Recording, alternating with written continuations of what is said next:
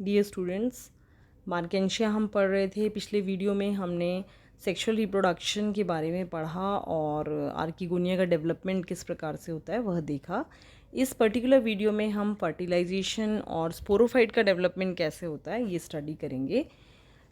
जैसा कि मैं आपको बता दूं कि पिछले 2 वीडियोस में हमने एंथ्रीडिया और आर्किगोनिया का पूरा डेवलपमेंट पढ़ लिया। और जैसा पता है आपको कि मार्केंशिया डायोशियस होता है, मतलब मेल और फीमेल प्लांट अलग अलग होते हैं।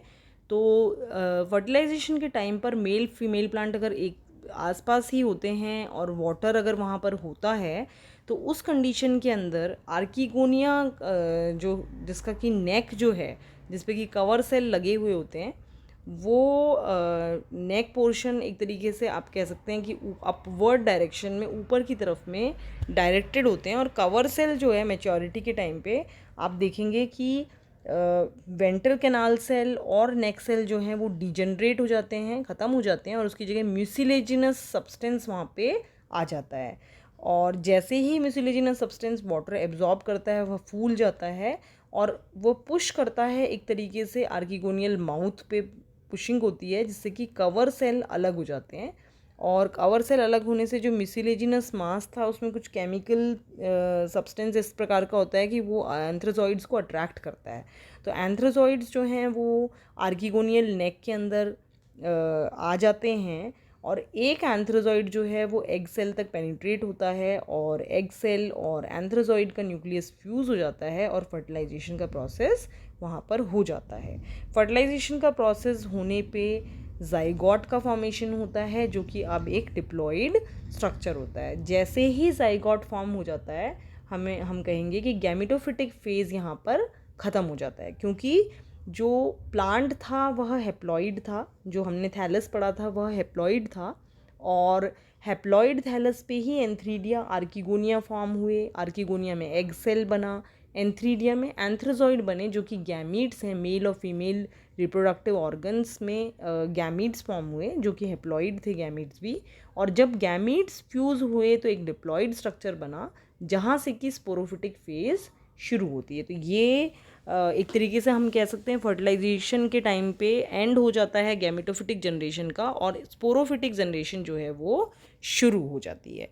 तो स्पोरोफिटिक जनरेशन जहाँ शुरू होती है वहाँ पर कुछ पोस्ट फर्टिलाइजेशन चेंजेस होते हैं, मतलब कि फर्टिलाइजेशन के बाद होने वाले चेंजेस। तो फर्टिलाइजेशन के बाद होने वाले चेंजेस में सबसे बड़ा चेंज जो यहाँ पर होता है वह ये होता है कि जो आर्किगोनियोफोर है, जो स्टॉक है आर्किगोनियोफोर, वो इलोंगेट होता है। और एक तरीके से जो सेंट्रल पार्ट है डिस्क का, वो डिस्क का सेंट्रल पार्ट भी ओवर ग्रोथ उसकी हो जाती है। अब आप देखिए कि जैसे ए कैसे होता है, ये जो चित्र है उसमें आप देख रहे होंगे कि मैंने जैसे आपको पिछले वीडियो में बताया था कि एक्रोपेटल सक्सेशन के अंदर आर्किगोनियाज लगी हुई होती हैं, मतलब कि सबसे ओल्डेस्ट सबसे अंदर, सबसे यंगेस्ट सबसे बाहर, इस तरीके से ये लगी हुई होती हैं।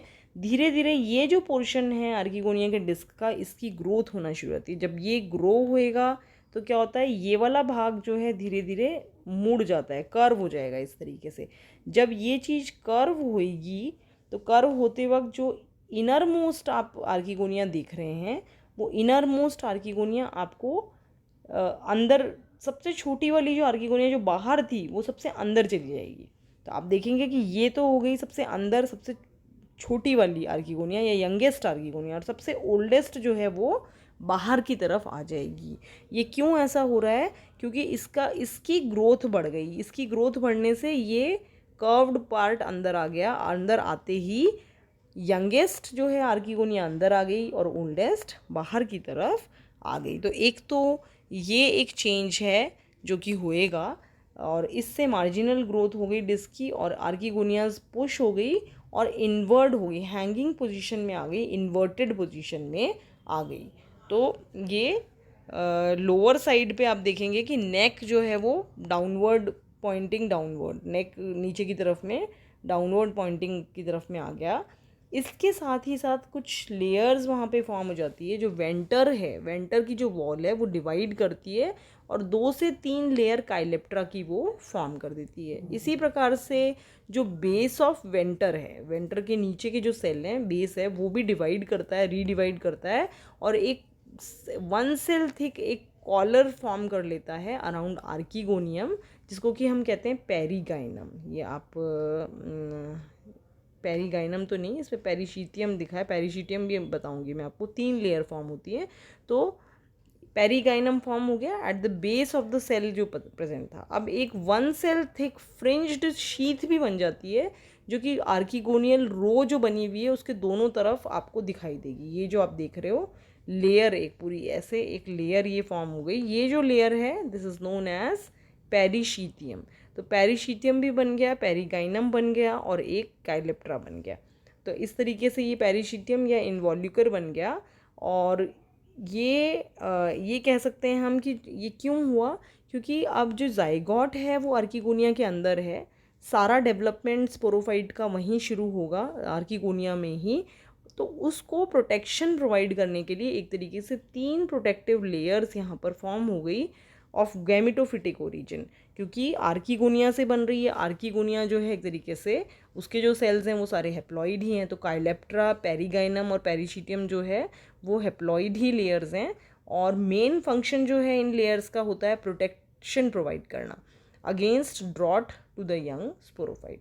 कोई भी सूखा आ जाए, कुछ इस तरीके की कंडीशन आ जाए, अनफेवरेबल कंडीशन आ जाए, तो स्पोरोफाइट को बचाया जा सके, इसलिए ये प्रोटेक्टिव लेयर्स होती हैं। अब हम आते हैं डेवलपमेंट ऑफ स्पोरोफाइट पे, कि स्पोरोफाइट का डेवलपमेंट किस प्रकार से शुरू होता है।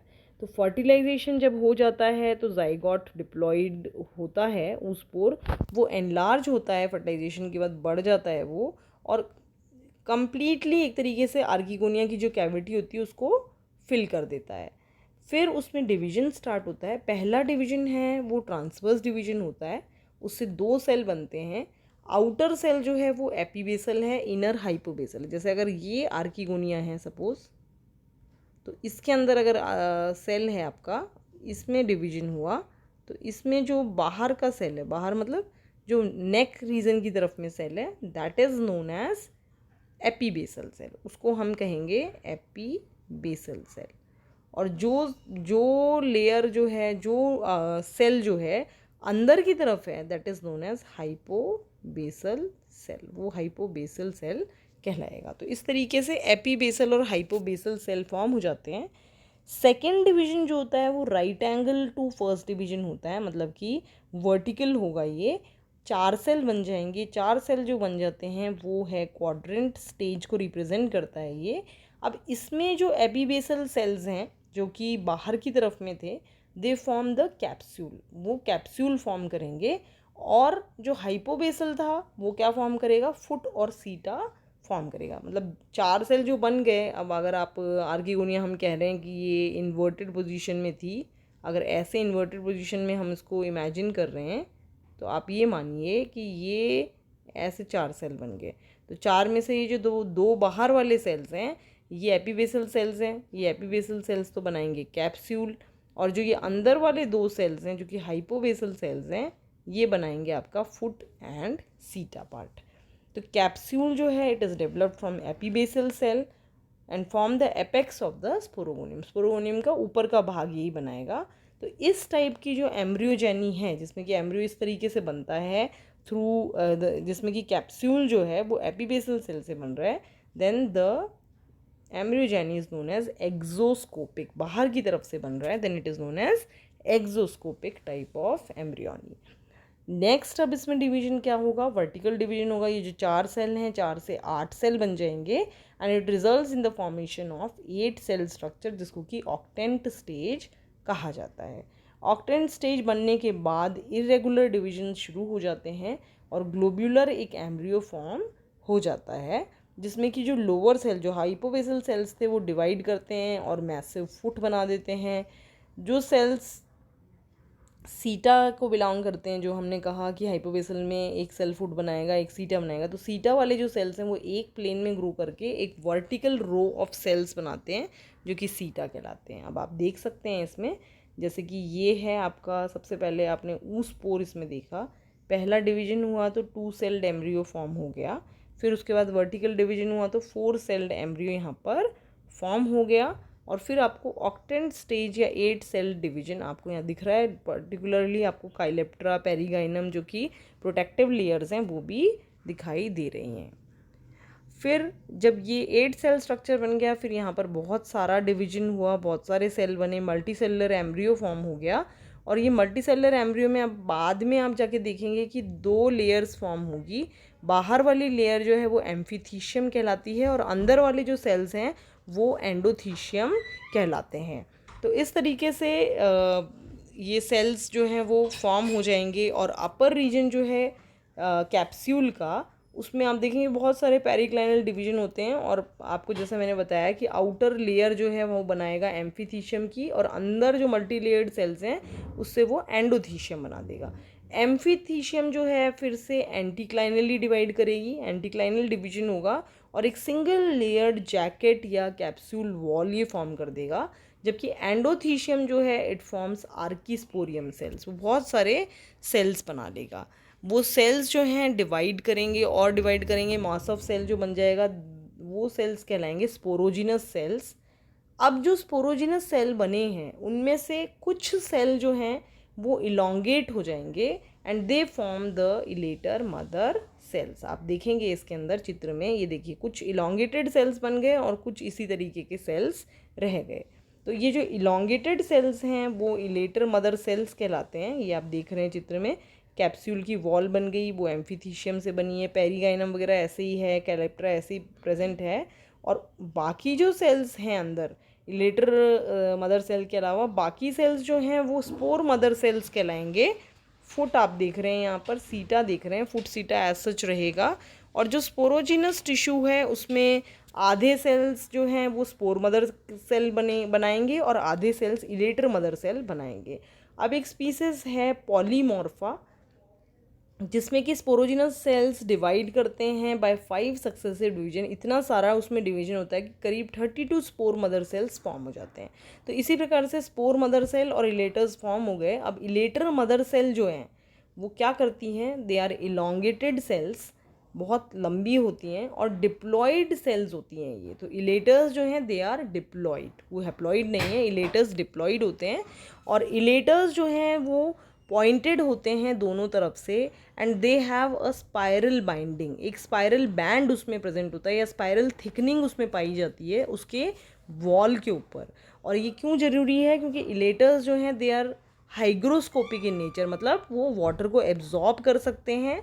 और वाटर को एब्जॉर्ब करने से क्या फंक्शन निभाते हैं कि वो वाटर एब्जॉर्ब करके फूल जाते हैं। तो जब फूल जाते हैं तो वो प्रेशर स्पोर्स पे पड़ता है और डिस्पर्सल में, स्पोर को बाहर निकालने में, स्पोर वॉल से नहीं, कैप्सूल वॉल से बाहर निकालने में हेल्प करते हैं। तो इलेटर्स जो हैं उनका काम होता है डिस्पर्सल ऑफ स्पोर्स करना, मतलब स्पोर्स को आसानी से बाहर निकाला जा सके। और क्यों ऐसा कर सकते हैं वो, क्योंकि उनमें एक स्पाइरल थिकनिंग पाई जाती है, और इलेटर्स की ये प्रॉपर्टी होती है कि वो बहुत सारा पानी एब्जॉर्ब कर सकते हैं। तो इस प्रॉपर्टी के कारण वो मददगार साबित होते हैं स्पोर्स को डिस्पर्स आउट करने में। तो ये कई बार पूछा जाता है, ये प्रश्न इंपॉर्टेंट है कि इलेटर क्या होते हैं, किस जनरा में पाए जाते हैं। तो आप इसमें देखेंगे कि मार्केंशिया के अंदर इलेटर्स पाए जाते हैं और ये स्पोर डिस्पर्सल में हेल्प करते हैं। अब ये तो हो गई बात इलेटर की। स्पोर मदर सेल्स जो हैं वो डिप्लॉइड स्ट्रक्चर है, उनमें मियोसिस होता है, ये ध्यान रखिएगा कि उनमें मियोसिस होता है। जबकि इलेटर जो है दे आर डिप्लॉइड, उसमें कोई मियोसिस नहीं होता, तो इसलिए इलेटर डिप्लॉइड स्ट्रक्चर है। जबकि स्पोर मदर सेल में मियोसिस होगा, मियोसिस होने से वो 4 स्पोर हैप्लॉइड स्पोर बनाएंगे और वो एक टेट्राहेड्रल अरेंजमेंट में रहेंगे। तो स्पोर्स जो हैं टेट्राहेड्रल अरेंजमेंट में रहेंगे, उसके बाद थोड़ी टाइम बाद वो फ्री हो जाते हैं। तो आपको एक कैप्सूल के अंदर स्पोर और इलेटर्स दोनों ही दिखाई देते हैं। अब क्वाड्रेंट टाइप का जो डेवलपमेंट हमने पढ़ा, जिसमें कि पहले हमने बोला जो जाइगोट है उसमें ट्रांसवर्स डिवीजन हुआ, फिर एक वर्टिकल डिवीजन हुआ, तो एक क्वाड्रेंट स्टेज बन गई। जिन भी स्पीसीज़ में क्वाड्रेंट स्टेज आती है उन स्पीशीज़ के अंदर हम बताते हैं कि एपीबेसल और हाइपोबेसल सेल्स बनते हैं। और हम कहते हैं कि हाइपोबेसल सेल्स जो हैं वो फुट और सीटा बनाते हैं, जबकि एपीबेसल सेल कैप्सूल बनाता है।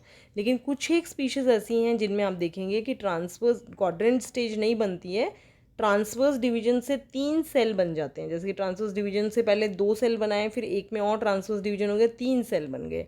तो उसमें 3 सेल जब बनते हैं तो हाइपोबेसल सेल तो वहाँ पे फुट बनाता है, मिडिल सेल वहाँ पे सीटा बनाता है, और एपीबेसल सेल वहाँ पर कैप्सूल बनाता है। जबकि क्वाड्रेंट स्टेज में जो 2 एपीबेसल सेल हैं वो कैप्सूल बनाते हैं, और जो 2 हाइपोबेसल सेल हैं वो सीटा और फुट बना देते हैं। तो ये क्वाड्रेंट स्टेज कॉमन स्टेज है, जबकि 3 वाला जो है वो रेयर स्टेज है। लेकिन इस तरीके का एम्ब्रियो डेवलपमेंट जो है मार्केंशिया चिनोपोडा में देखने को मिलता है। तो आशा करती हूँ मैं यहाँ पर आपको फर्टिलाइजेशन और पोस्ट फर्टिलाइजेशन चेंजेस और स्पोरोफाइट किस प्रकार से बनता है, डेवलपमेंट किस प्रकार से उसका होता है, कैसे इलेटर्स फॉर्म होते हैं, स्पोर फॉर्म होते हैं, समझ में आया होगा। और आप इसको बुक से भी पढ़िए। और अगले वीडियो के अंदर मैं आपको स्ट्रक्चर ऑफ स्पोरोफाइट जो है, मार्केंशिया का स्पोरोफाइट किस प्रकार का होता है, इसके बारे में जानकारी दूंगी। तब तक के लिए धन्यवाद।